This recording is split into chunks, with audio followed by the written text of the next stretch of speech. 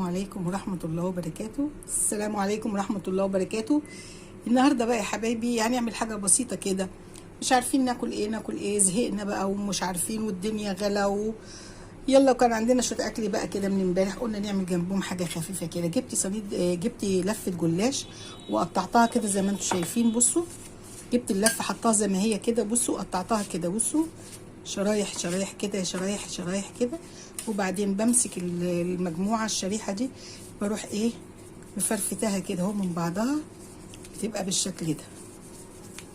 بصوا وبعدين برصها الطبقه الاولى في الصينيه كده. وانا عامله تشريبه هنا عباره عن عباره عن بيضتين او بيضه ونص كوبايه لبن وتكمليها ميه او كوبايه لبن، يعني حسب المتاح ليكي، وشويه فلفل اسود ومعلقتين دقيق وحبه سمنه صغيره، معلقتين سمنه وربع كوبايه زيت، وقلنا اللبن، وتضربيهم بقى بشويه توابل كده اهوت، وتروحي حطاهم كده. انا عندي شويه جبنه مبشوره حطيت منهم عليهم علشان يدوا طعم، وتقلبيهم كويس جدا كده، وتبتدي ترشي بينهم كده خفيف قبل ما تحطي اللحمه المفرومه. احنا هنا طبعا معانا لحمه مفرومه هنا اهي، عصجناها وحطينا لها شويه فلفل اخضر، وحطيت فيها كام حته زيتون كده علشان نحطها في قلبها. هتبقى اكله سهله وبسيطه ومش محتاجه اي حاجه. بصوا بقى يا حبايبي، هرش رشه كده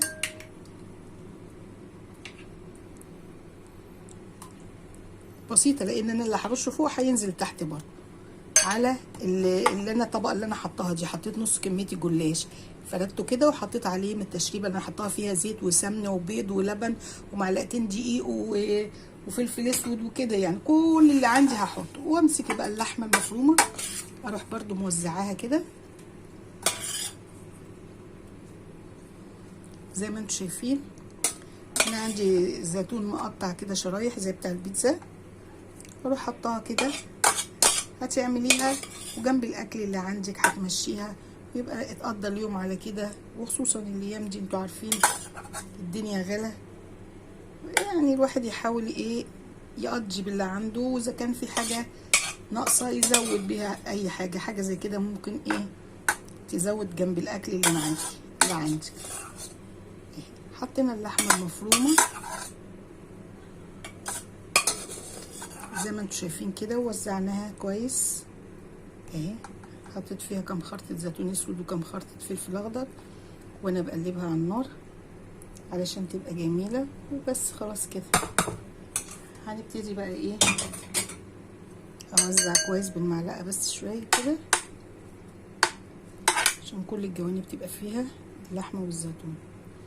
يعني ممكن بربع كيلو لحمه تعملي الفيلم ده كله، يعني مش حاجه كتير.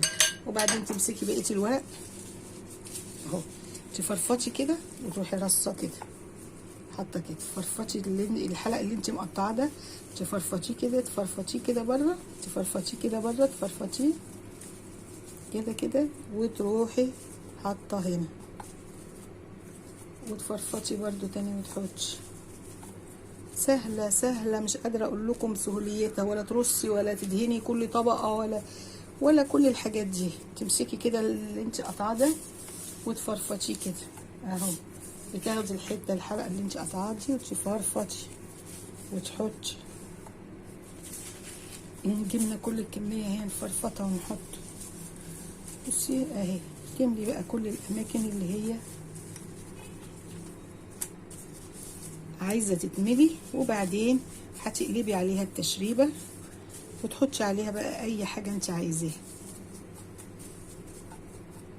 عايزه تقطعي عليها فلفل على وشها، عايزه تحطي زيتون على وشها، اللي انت عاوزاه، يعني ده اختيارك انت. تحاولي توزعي كده الورق كده اهو، في ورق تاني اهو،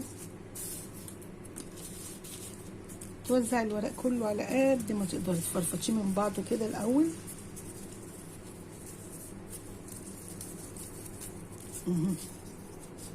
فرفطناها من بعضها كده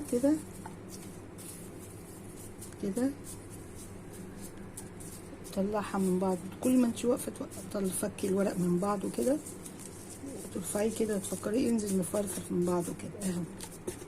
بس تضغطي لك عليها بايدك كده، ضغطه عليها حلوه.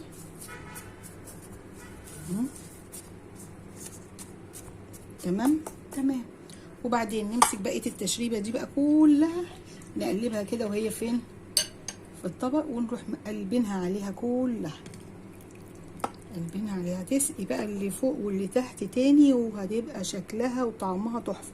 نسيت اقول لكم انا حطيت فيها نص معلقه بيكنج باودر، ده بقى هيديها ان هي تنفش كمان. بصي بقى تحسي كلها بقت ايه، يعني مسقسقه في المحلول اللي انت حطيتيه. ولو مثلا في حاجه راقده في السلطانيه ممكن تمصمصيها بنقطه ميه او بنقطه لبن، وبس على كده اهي. خلاص يا ريت تسيبيها بقى ايه ربع ساعه كده مسقسقه في اللي هي فيه ده كله. وبعد كده وحاطه كمان معلقه جبنه مبشوره في السائل اللي انا كنت عاملاه ده، حاطه معلقه او معلقتين جبنه منشوره حسب ما انت عايزه. بس تخلصيها بقى ممكن ترشيها برده بجبنه مبشوره، ممكن ترشيها برده بجبنه مبشوره كده رومي مبشور، وممكن حلقات الزيتون دي تزوقيها بيها كده، وممكن قرنين فلفل اخضر تقطعيهم عليها، وممكن شرايح طماطم. هكمل تزويقها وارجع اوريها لكم. وده الشكل النهائي بتاع صينيه الجلاش اللي انا وريتها لكم، وخرطتها وفرفتها شرايط بعد ما عملتها شرايط، وحطيت طبق تحت. طبعا دهنت الصينيه زيت، ودهن حط نص الطبقه تحت، ورشيت عليها برده من الخليط اللي انا حكيت لكم عليه ده، هو لبن وبيض وسمن وزيت ومعلقتين دقيق وتوابل بسيطه كده.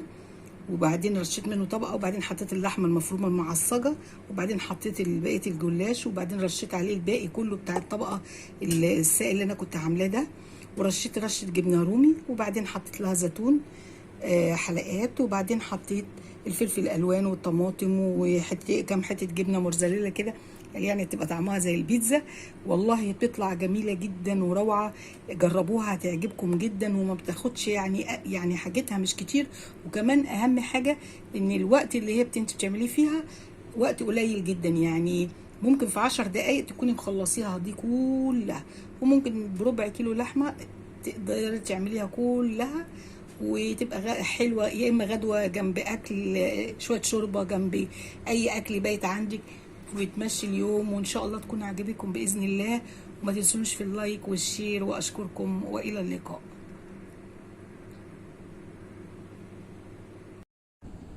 وادي شكلها بعد ما اتعملت، جميله وهشه جدا وفيها طبقات وحلوه.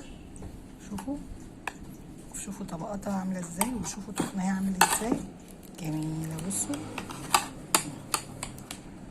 تخنتها، بصوا. وهنا هي قطعتها في الطبق اهي، شايفين جمالها. هي شكلها عامل زي البيتزا بالظبط، بس هي بالجلاش شكلها مورق وجميله. بصوا اوريكم كده، حلوه حلوه حلوه يعني. بصوا اهي جميله قوي، هتعجبكم وطريه ولذيذه. اتمنى تجربوها، وان شاء الله هتكون تنال رضاكم. ما تنسونيش في اللايك والشير، واشكركم والى اللقاء.